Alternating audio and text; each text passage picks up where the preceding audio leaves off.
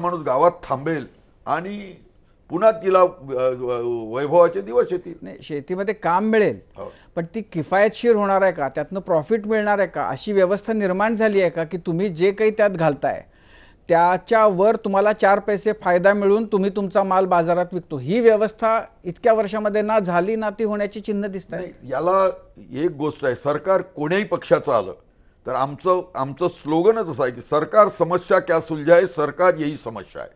प्रश्न हे सुटले नाही, पण मनुष्य आशावर जगतो. दिस जातील दिस येतील भोग सरल सुख येईल. त्यामुळे आम्ही आशावादी आहोत, कारण आता सगळ्या सेक्टरमधलं लोकांना हँड टू माउथ असणाऱ्यांचे प्रॉब्लेम हळूहळू जास्त क्रिएट झाले. आणि शेती हाच असा आहे ज्यात पोटेन्शियल आहे. गावातला माणूस थांबेल आणि त्या तऱ्हेचे दिवस येतील. सरकारला धोरणं बदलावी लागेल. आता दुर्दैवानी एसटीबीटी नावाचं बियाणं आहे आपल्याकडे, ज्याला चोरबीटी म्हणतात. आपल्याकडे ट्रायलला बंदी आहे. जो संसदेचा कायदा आहे पर्यावरणाचा, ज्यात 5 वर्षाची शिक्षा आहे. गृहमंत्री गुजरातमधले आहे. सगळा माल गुजरातमधून येतो. नंदुरबार जिल्ह्यात असे शिरेपर्यंत केस होत नाही, पण नंदुरबार जिल्ह्यात शिरलं की आपोआप केस होते. आणणाऱ्यावर, पेरणाऱ्यावर, विकणाऱ्यावर सगळ्यावर केस होते.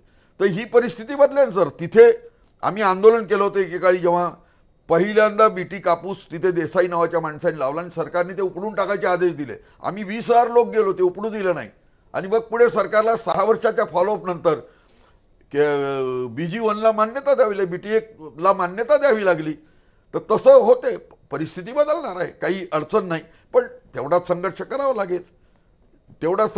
लागेल. आता अर्थात साधनं आहे तेवढ्यात, ताकद आहे तेवढ्यात, ते सुरू ठेवावं लागेल. पण भाऊ, एक परिस्थिती तर दुर्दैवानं ही आहे की 80च्या दशकामध्ये विदर्भामध्ये शेतकऱ्यांना प्रश्न काय आहे तो कळला.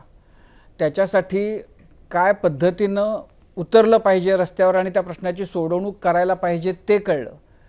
पण त्याच्यानंतर जी गोष्ट झाली की त्या काळापर्यंत ज्या आत्महत्या नव्हत्या, त्यानंतर 90मध्ये त्या आत्महत्या सुरू झाल्या. म्हणजे समाज म्हणून सगळ्यांना आपल्याला लाज वाटेल